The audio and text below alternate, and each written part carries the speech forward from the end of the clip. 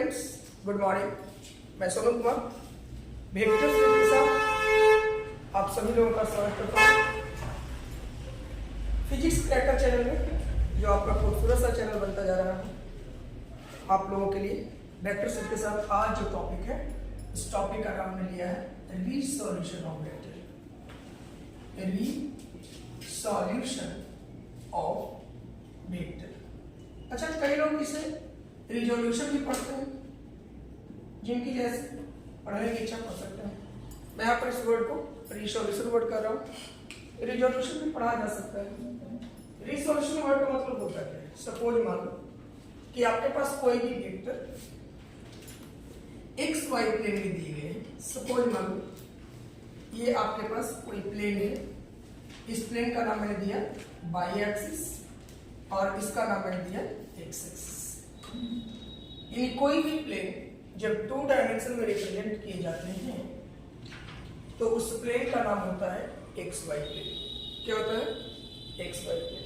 और इस X Y plane में सपोज मान लो कि किसी भी वेक्टर को हमने रिप्रेजेंट किया, this is the A vector. मैंने कहा दिस इज द कौन वेक्टर है वाला?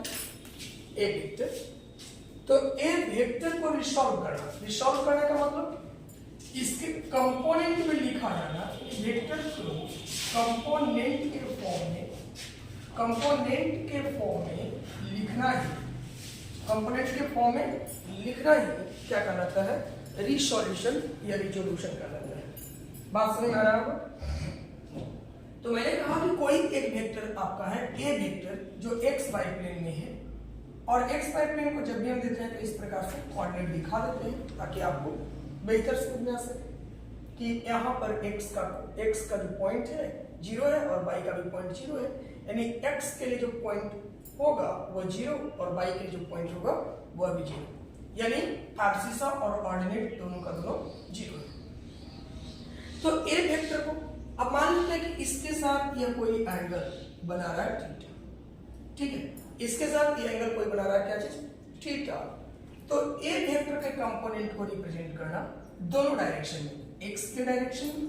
अब कंपोनेंट मतलब यहां पर देखो किसके डायरेक्शन में? एक्स के डायरेक्शन में, और दूसरा किसके डायरेक्शन में? वाई के डायरेक्शन में। तो एक्स और वाई के डायरेक्शन में ही ए वेक्टर को अलग अलग तोड़कर लिखना, स्प्लिट करके लिखना, ठीक है, क्या कहलाएगा? रिजोल्यूशन कहलाएगा। क्या कहलाएगा? रिजोल्यूशन कहलाएगा या रिसॉल्यूशन के नाम से जाना जाएगा। फिर से ध्यान दोगे मैं जो बोल रहा हूं, मैं क्या बोल रहा हूं? ए वेक्टर को एक्स के कंपोनेंट और वाई के कंपोनेंट के रूप में एक्सप्रेस करना ही क्या कहलाएगा? रिसॉल्यूशन कहलाएगा। यानी टू एक्सप्रेस, सीधी सी बात कर दो, to express in form of X and Y component.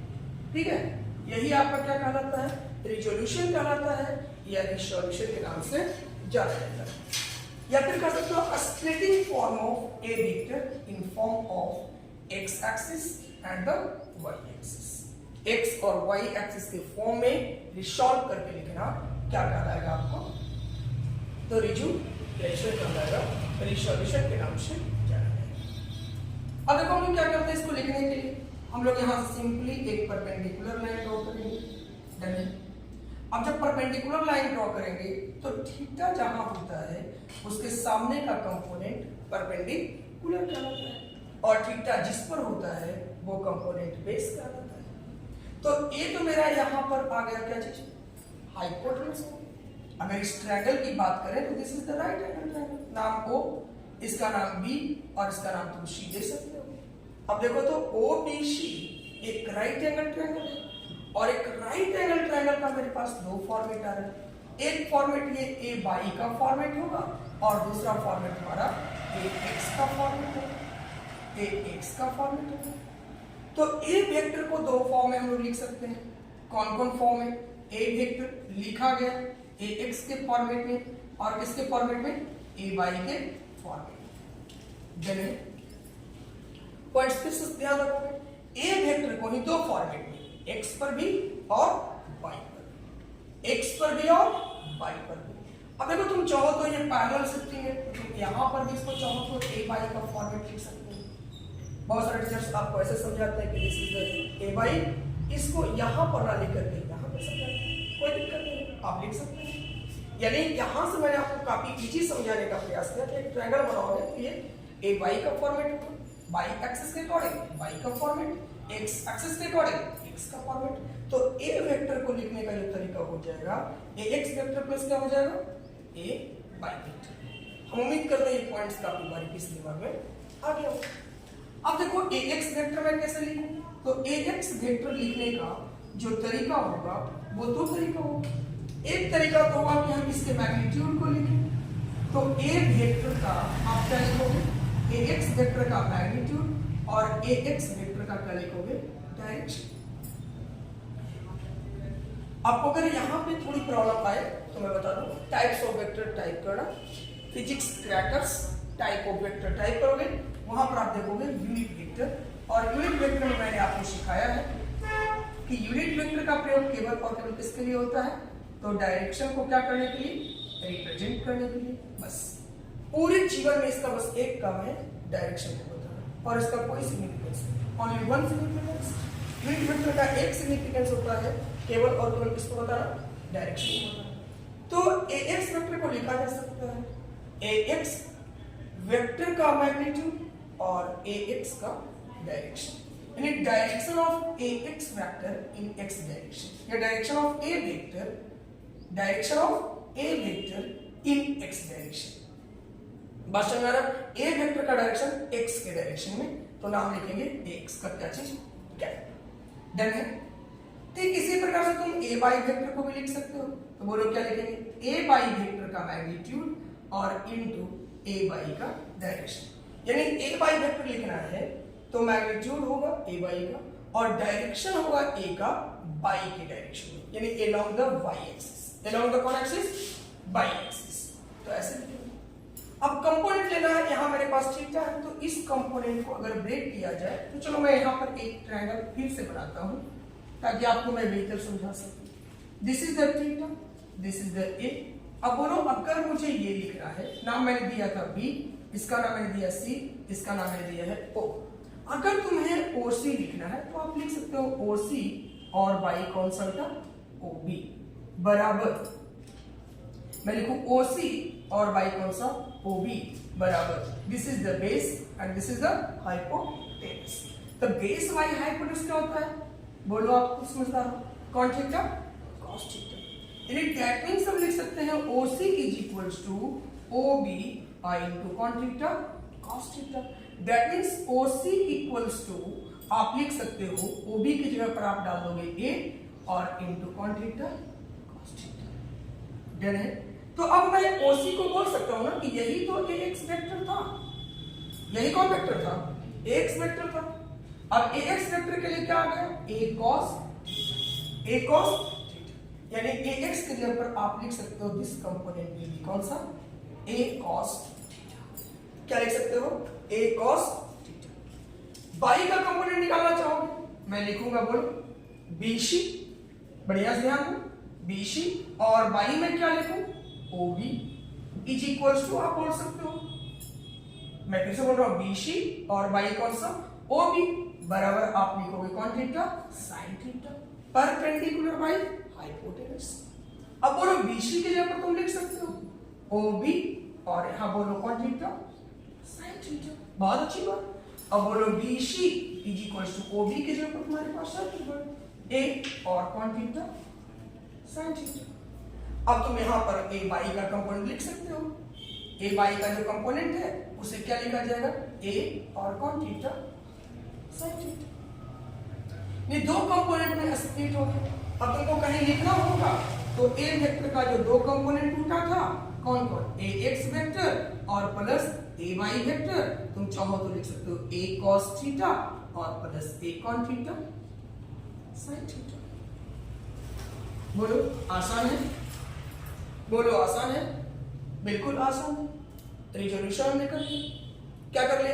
अब बोलो ये दोनों के दोनों अगर मैं इस पूरे एक्सिस पर देखूं तो ये पूरे एक्सिस कितने डिग्री पर घूम रहा है, 90 का घूम रहा है। कितने घूम रहा है, 90 का। तो इसी को तुम चाहोगे कि सर हम इसके बराबर ये निकाल सकते हैं, आ सकता है, तो यस आ सकता है, आ सकता है, बिल्कुल आ सकता है। देखो अगर मैं कहता हूं कि ये आपका मैग्नीट्यूड के रूप में, ये मैग्नीट्यूड के रूप में, ये मैग्नीट्यूड के रूप में, तो ये आपके पास रिजल्ट मिला है।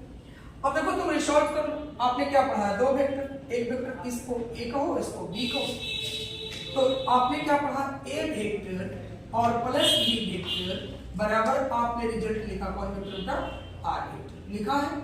अब बोलो आर वेक्टर का मोड बराबर क्या पड़ेगा, अंडर रूट ए का स्क्वायर प्लस बी का स्क्वायर प्लस 2ab और कॉट थीटा cos थीटा। अब तुम यहां से सॉल्व कर सकते हो, बोलो ax का स्क्वायर मैं लिख सकता हूं ax का स्क्वायर प्लस ay का स्क्वायर मैं लिख सकता हूं प्लस 2ab और कॉट थीटा cos थीटा, यानी ax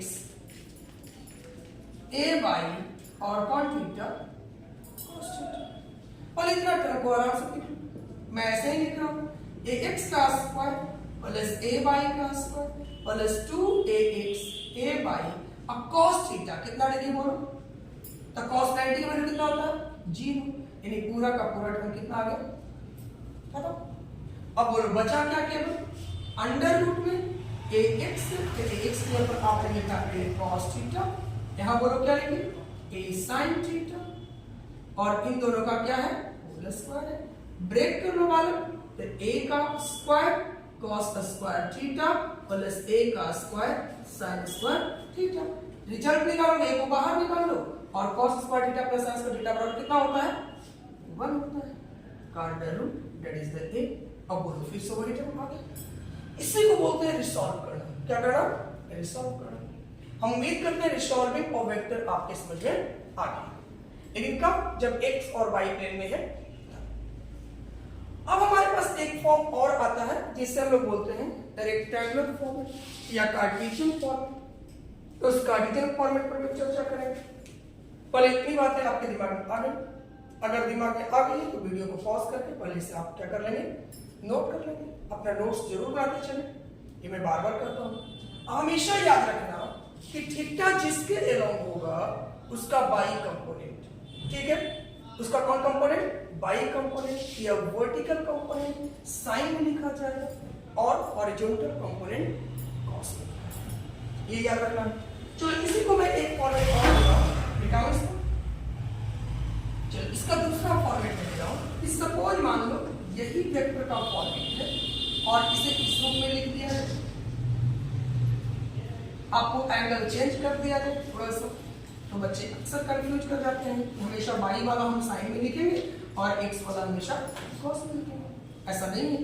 देखिए अब आपको समझ में आएगा। यहां से एक बात है और भी आपको मैं क्लियर करता हूं, हमेशा एंगल को ध्यान में रखना है और एंगल का परपेंडिकुलर कंपोनेंट, ठीक है, एंगल का कौन कंपोनेंट, परपेंडिकुलर कंपोनेंट आपका साइन में लिखाएगा और हॉरिजॉन्टल कंपोनेंट कॉस में। सपोज मान लो मैं वही बात कर रहा हूं, this is the Y plane, represent करेंगे बाई एक्सिस से, this is the X plane, represent करेंगे एक्स एक्सिस, और मैंने कहा कोई ये वेक्टर आपका जो है, जो मैं लिया था ए वेक्टर, और यहां एंगल आपको बना दिया क्या चीज। अब आप कैसे फॉर्मेट तैयार करोगे, तो आप यहां से इसको मिलो, ठीक है, इसको भी आप चाहो तो मिला, बोलो ये तो मेरा कंपोनेंट जो आ रहा है ए वेक्टर का फॉर्मेट। अब अगर तैयार करते हो तो ए वेक्टर का दो फॉर्मेट, एक फॉर्मेट आपका ये है और दूसरा फॉर्मेट ये है। बाई पर के एक्सिस को हम लोग लिखेंगे ए बाई वेक्टर और एक्स वाले फॉर्मेट पर लिखेंगे कौन सा, ए एक्स वेक्टर। अब देखो तो ये इसका पैरेलल फॉर्मेट है, तो ये भी लिखा जाएगा कौन सा, एक्स वेक्टर। अब आराम से बोलो, चलो मैं नाम फिर से दे दूं, इसका नाम मैंने दे दिया O, इसका नाम मैंने दे दिया B, इसका नाम मैंने दे दिया C और इसका नाम मैंने दे दिया D। अब आसानी से आप बहुत ही इजी वे में इसको निकाल सकते हो। बोलो अगर मैं ट्रायंगल लेता हूं कौन सा, ये पूरा 90 डिग्री का होता है एक्स वाई प्लेन, ये हमेशा याद रखना है। देखो O, D और B की अगर मैं बात करूं तो आपके पास एक फॉर्मेट आ रहा है in triangle O D B, कौन सा ट्रायंगल है, राइट एंगल ट्रायंगल। तो बोलो ए वेक्टर का जो फॉर्मेट होगा मेरे पास, कौन वेक्टर का, ए वेक्टर का जो फॉर्मेट होगा, अब जरा बारीकी से समझिए ए वेक्टर का फॉर्मेट मेरे पास क्या होगा। मेरे पास ये फॉर्मेट है और ये फॉर्मेट है, थीटा से ये वाला कंपोनेंट परपेंडिकुलर होगा, तो मैं लिख सकता हूँ हमारे पास ट्रायंगल है BB और बाई हाइपोटेनस कौन सा OB is equals to cos theta sin theta, perpendicular by कॉन्टेनस हाइपोटेनस। अब DB के जगह पर तो मुझे मालूम है नहीं, आप चाहो तो लिख सकते हो AX वेक्टर, और OB की जगह पर मालूम है आपके पास कौन सा A। अगर मैग्नीट्यूड की बात करें, हम मैग्नीट्यूड ही पहले निकालते हैं, तो AX का मैग्नीट्यूड A हो जाएगा by A equals to cos theta sin theta, यानी AX बराबर तुम लिख सकते हो A cos theta sin theta. ओ हो देखो कितना बढ़िया कॉन्सेप्ट निकल कर आया। AX बराबर क्या मिल गया, A sin थीटा, जब इसके पहले वाले फॉर्मेट में क्या पढ़ा था, AX बराबर A cos थीटा। क्यों, थीटा चेंज, कंपोनेंट याद रखना चाहिए, थीटा चेंज कर गया, कंपोनेंट चेंज कर गया। थीटा सेम रहता तो कंपोनेंट उसी रूप में लिखते, यहाँ पर थीटा चेंज किया, मेरा कंपोनेंट क्या कर गया, चेंज। बात समझ आ रहा, कोई जरूरी नहीं है, बकौती चीज नहीं कि x का कंपोनेंट ऑलवेज cos रहेगा, ऐसा कोई नियम नहीं है। हमें देखना है किसके अकॉर्डिंग, थीटा मेरा किस प्रकार से चल रहा है, थीटा जिस अकॉर्डिंग चलेगा उसी अकॉर्डिंग हम लोग क्या करेंगे, बात करेंगे। बात समझ आ रहा, अब ठीक इसी प्रकार से AX वेक्टर का तो कंपोनेंट मिल गया आपके पास, क्या मिल गया, A और कॉन थीटा sin थीटा का formula. That means these are the parallel, ये और ये पैरेलल है, तो आप इसको लिख सकते हो A sin थीटा का फॉर्मूला। अब बोलो इस ट्रायंगल पर हम लोग दूसरी साइड पर लेते हैं, एंड अगेन जो आपके पास फॉर्मेट है, एंड अगेन मैं ढूंढूं कौन सा फॉर्मेट है, OD मैं लिखूं, और बाई आपके पास हो जाएगा OB इज इक्वल्स टू, आप क्या बोलोगे, cos थीटा। ये ट्रायंगल को ध्यान से समझो, दिक्कत अगर आ रहा है तो ट्रायंगल यहां से ऐसे बना लो। अब बोलो this angle will be theta, ये D है, ये O है और ये B है। वो थीटा जिस पर होता है वो बेस होता है, तो बेस बाई हाइपोटेनस क्या होता है, cos थीटा। हाइपोटेनस A और इसके जगह पर आपका A बाई, तो आप लिख लो OD की जगह पर मुझे टर्म मिला है A बाई, और OB की जगह पर आप जान रहे हो A और cos theta cos theta, that means A Y is equals to A cos theta cos theta. Then है, तो अब बातें हम उम्मीद करते हैं कि आपके दिमाग में बारीकी से सेट कर दिया होगा कि थीटा के अकॉर्डिंग मेरा कंपोनेंट क्या कर जाता है, चेंज कर जाता है। थीटा के अकॉर्डिंग मेरा कंपोनेंट क्या कर जाता है, चेंज कर जाता है। ये थीटा जिसके अकॉर्डिंग है उसी के अकॉर्डिंग A बाई का कंपोनेंट और A X का कंपोनेंट लिया जाएगा, ठीक है। यानी थीटा के अकॉर्डिंग हम लोग सारी बातें करेंगे। तो हम उम्मीद करते हैं पूरी पॉइंट रिजोल्यूशंस का आपके दिमाग में आ गया। अब आइए हम लोग एक बात करेंगे ऑर्थोगोनल वेक्टर पर। सर्चिंग ये ऑर्थोगोनल वेक्टर क्या होता है, आइए उसी को समझते हैं। ऑर्थोगोनल वेक्टर पहले समझेंगे, फिर ऑर्थोगोनल यूनिट वेक्टर पर बात करेंगे, और फिर उस पर भी रिजॉल्व करेंगे, रिसोल्यूशन देंगे। तो हमारे पास दूसरा नंबर जो टर्म है ऑर्थोगोनल वेक्टर, ऑर्थोगोनल वेक्टर्स। मैं सिंपल और सामान्य से भाषा में बात करूं, आप पूरे के पूरे फ्री स्पेस को 3 एक्सिस पर रिप्रेजेंट कर सकते हैं या 3 डायरेक्शन में रिप्रेजेंट कर सकते हैं। पहला डायरेक्शन क्या होता है, this is the Y direction. कोई जरूरी कि मैं इसको वाई दूं, आगे ठीक से पढ़ोगे तो हो सकता है इसको जेड ले लिया जाए। ऐसा भी कोई फिक्स नहीं है कि मैं इसको वाई ही मानूं, बस आपकी सुविधा के लिए मैं बार बार मानता हूं कि आपने बचपन से पढ़ते ही आ रहा है कि वाई एक्सिस खड़ा होता है तो खड़ा लीजिए। दूसरा नंबर आपके पास क्या होगा, दिस इज द एक्सिस, पढ़ी हुई लाइन को आपने बचपन से पढ़ते आया है, कौन एक्सिस, एक्स एक्सिस। और तीसरी एक्सिस आपका ये रहा, दैट इज द कौन एक्सिस, जेड एक्सिस। अब पॉइंट्स समझना, ये तीनों का तीनों एक दूसरे पर 90 डिग्री है। अब मैं इसको कैसे समझा, 2D का फिगर है और 3D में हम लोग बना रहे हैं डायग्राम, तो थोड़ी सी मुश्किलें तो आएगी समझने। एक चलिए यहाँ पर हम एक सिंपल सा डायग्राम के द्वारा देखने का प्रयास करें, समझना। एकदम बिल्कुल मार्कर को मैं आपके सामने होल्ड कर रहा हूं, ढंग से समझने का प्रयास करो। देखो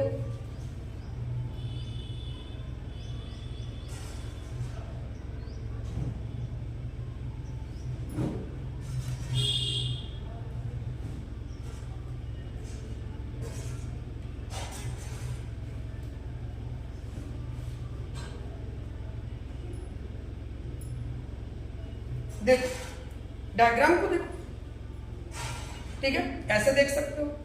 this is the Z axis, this is the X axis and this is the Y axis. अब ये तो दिख नहीं रहा होगा, इसको दिखाने के लिए मैं ऐसे करूं, देखो यहां समझो, this is the X axis, this is the Y axis and this is the Z axis, ठीक है। फिर से देखो, this is the X axis, this is the Y axis and this is the Z axis. या इसको y कहोगे, इसको x कहोगे, इसको z कहोगे। अगर इसको तुमको y कहना है, इसको z कहना है, तो इसको तुम x कह सकते हो, ठीक है। दिख रहा डायग्राम, दिख रहा बहुत बारीकी से, x y और क्या चीज z। अब इसे ये देखो सब का सब कितने डिग्री पर है। मैं अगर इस मार्कर को हटाऊं तो बोलो कितने डिग्री पर हो गया, देखो आराम से समझो, 90 डिग्री पर।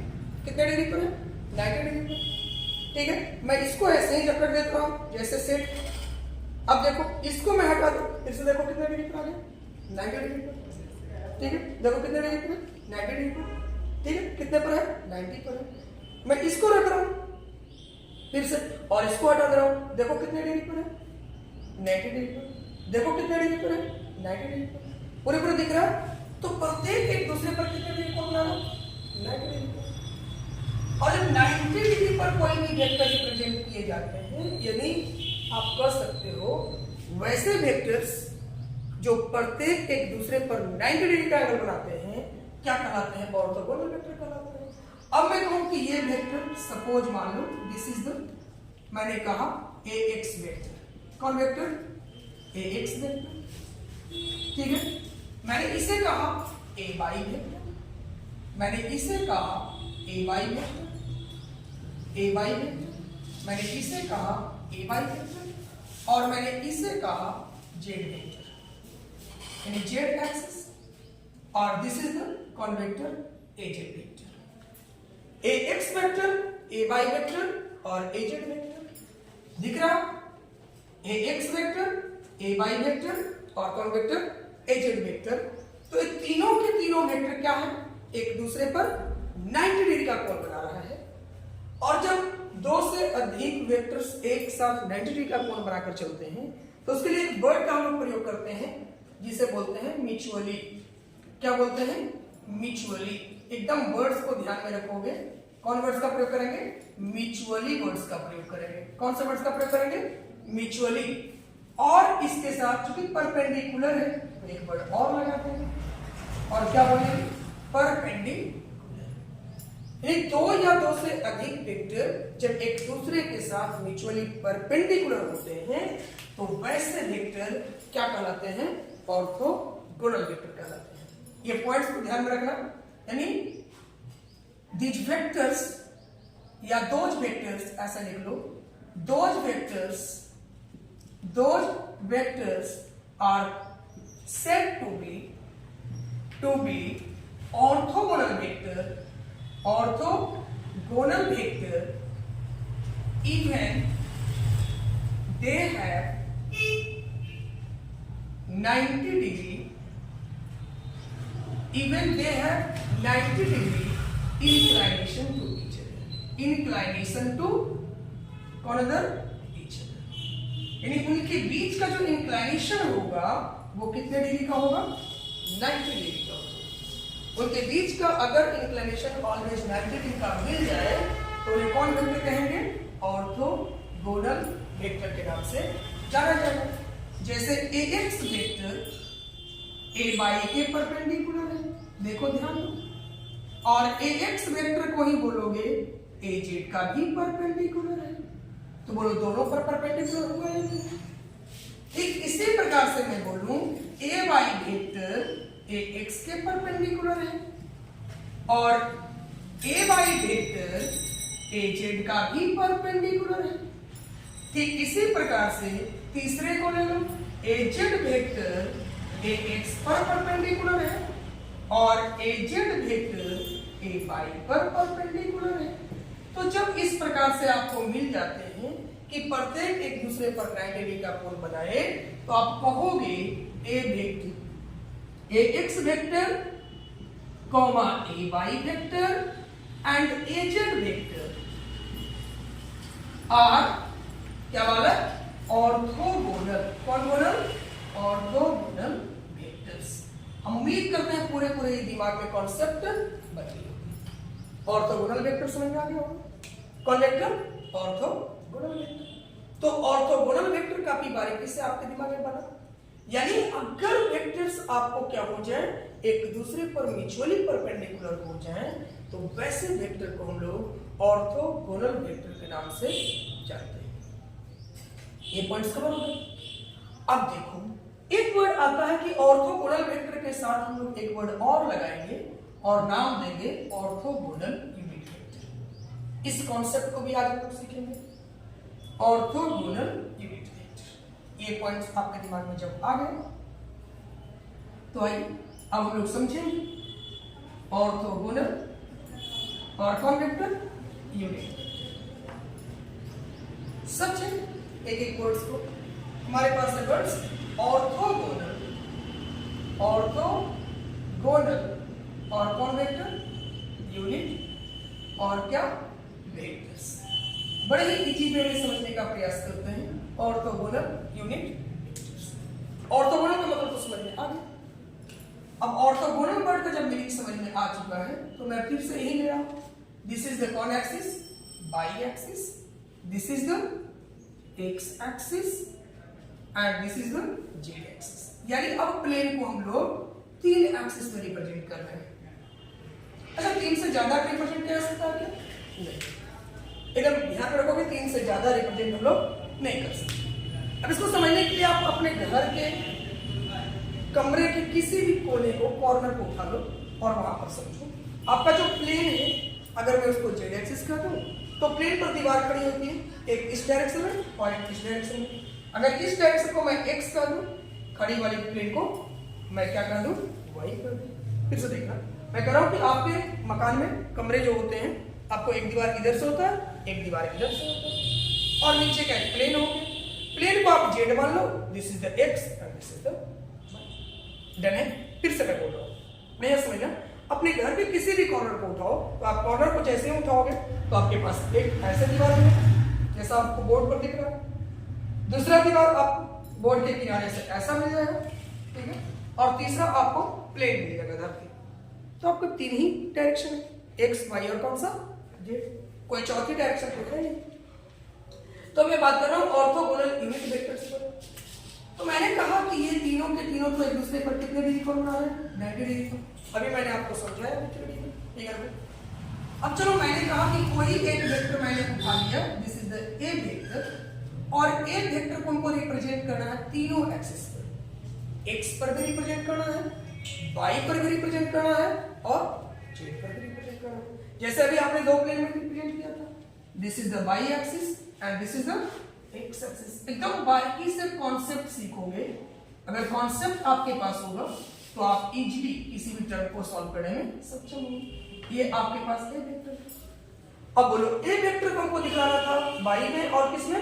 एक्स में। तो आपने बड़ी आसानी से समझा दिया था, sir ji this is the A X vector, sir ji this is the A Y vector. अब बोलो यही ए वेक्टर को हमको तीनों पर दिखाना है, एक्स पर भी, वाई पर भी और जेड पर भी। तो बोलो ये वेक्टर का मैग्नीट्यूड एक्स में हो सकता है, कोई नहीं, एक्स में, वाई में हो सकता है, इसका रिप्रेजेंटेशन कितना हो? ए वाई वेक्टर। और जेड में हो सकता है, इसका रिप्रेजेंटेशन कितना हो? डन है। अब बोलो वेक्टर को हम लोग किस रूप में रिप्रेजेंट करते हैं? तो कोई भी वेक्टर जब लिखा जाता है तो उसका 2 फॉर्मेट होता है। एक फॉर्मेट उसका मैग्नीट्यूड होता है, चलो दिस इज द मैग्नीट्यूड, और दूसरा फॉर्मेट उसका क्या होता है? डायरेक्शन होता है, दिस इज द डायरेक्शन। इस डायरेक्शन को रिप्रेजेंट करने के लिए जिस वेक्टर का हम लोग यूज करते हैं, अभी भी मैंने इस वीडियो में भी कुछ देर पहले बात किया, इनिशियली मैंने यही बात किया था, इसे हम लोग नाम क्या देते हैं? Unit vector. और इसके बारे में विशेष जानकारी लेना है तो टाइप करो vector video number 3 types of vector physics crackers को जाकर आपको मिल जाए। दिस इज द कौन वेक्टर, बोलो यूनिट वेक्टर का काम क्या है? तो भी मैंने बोला केवल और केवल किसको रिप्रेजेंट करना, डायरेक्शन, अदर किसी को नहीं, केवल और केवल ये डायरेक्शन को रिप्रेजेंट करेगा, बाकी कुछ भी रिप्रेजेंट नहीं करेगा, इसका कोई और सिग्निफिकेंस नहीं। तो देखो मैं अगर ax वेक्टर को लिखना चाहूं तो लिख सकते हो ax वेक्टर का मोड और into direction on x axis, that is ax क्या देन है ay वेक्टर को रिप्रेजेंट करना है तो क्या बोलोगे, ay वेक्टर का मोड और इनटू ay का क्या, और az को रिप्रेजेंट करना है तो क्या लिखोगे, az वेक्टर का मोड और इनटू az क्या, डन है, बोलो डन है। अब देखो यही एक सिग्निफिकेंस मान लिया गया, ऐसा कंसीडर कर लिया गया कि x एक्सिस के डायरेक्शन को लिखने के लिए हम लोग प्रयोग करेंगे किसका, i कैप, y एक्सिस के डायरेक्शन को लिखने के लिए हम लोग प्रयोग करेंगे j का, और z एक्सिस के डायरेक्शन को लिखने के लिए हम लोग प्रयोग करेंगे किसका, ठीक है। यानी हम लोग को अगर चलने का जो तरकीब बनाया जाएगा वो किस पर बनाया जाएगा, तो x पर, y पर और z पर। जब x डायरेक्शन में हम चल रहे हैं तो उस यूनिट वेक्टर का नाम देंगे क्या चीज, i का, इसका नाम देंगे कौन क्या, j का, और इसका नाम देंगे कौन क्या, तो यही जो आपका मिला i का, j का और कौन का, k का, these are the orthogonal कौन वेक्टर हो गया, ऑर्थोगोनल और कौन वेक्टर, यूनिट वेक्टर्स, डन है। हम उम्मीद करते हैं पॉइंट्स काफी बारीकी से समझ आया होगा। ऑर्थोगोनल यूनिट वेक्टर क्या होते हैं, तो देखो तो i कैप, j कैप और कौन cap, these are the orthogonal unit vectors। कौन वेक्टर्स हो गए, ऑर्थोगोनल यूनिट वेक्टर्स हो गए। यानी अब तुम्हें a वेक्टर को लिखना है तो a वेक्टर का तीन फॉर्मेट में लिख सकते हो, बोलो क्या लिखोगे, ax vector plus ay vector और प्लस az वेक्टर, एकदम बच्चा के पहले अरेंज करो। अब बोलो ax वेक्टर को हमको लिखना है तो ax वेक्टर का मोड और इनटू क्या लिखेंगे, ax का कैप प्लस ay वेक्टर और इनटू ay का कैप, ay का कैप और प्लस बोलो az लिखना है तो az वेक्टर का मोड और इनटू कौन सा, az कैप। अब इसी को लिखने का तरीका भी मैंने बोला, ax इनटू i कैप, इसको मोड में रखो, प्लस ay इनटू बोलो कौन सा, j कैप और प्लस az वेक्टर का मोड और इनटू कौन सा, कौन कैप, बराबर कौन वेक्टर हो गया, a वेक्टर। यानी a वेक्टर को हम लोग ऑर्थोगोनल यूनिट वेक्टर के रूप में रिप्रेजेंट कर सकते हैं और इस रूप में। अच्छा तुम्हारे दिमाग में आ रहा होगा सर इसको मोड से हटा कर लिखे, बिल्कुल लिख सकते हो, a वेक्टर बराबर आप लिख सकते हो ax i क्या प्लस ay j क्या और प्लस az, डन है। मोड से हटा देंगे तो वेक्टर साइड पर से हट जाएगा, क्लियर है। तो आप इजीली इसको क्या कर सकते हैं, रिसॉल्व कर सकते हैं। अब तुम इसको भी रिसॉल्व करके देखना चाहोगे तो देख सकते हो, तुम्हारे पास क्या कॉम्बिनेशन आएगा, बोलो ax का स्क्वायर प्लस ay का स्क्वायर प्लस az का स्क्वायर प्लस बोलो 2ax ay, पहले मैं दो को सॉल्व कर रहा हूं, ax और ay को सॉल्व कर रहा हूं इनटू cos थीटा, बोलो cos कितना रहेगा 90 डिग्री दोनों से प्लस दूसरे को रिसॉल्व करो ay az cos 90 डिग्री और तीसरे को रिसॉल्व करो az 2ax और कौन सा az cos कितना डिग्री 90 बराबर आप क्या लिखोगे, का मोड।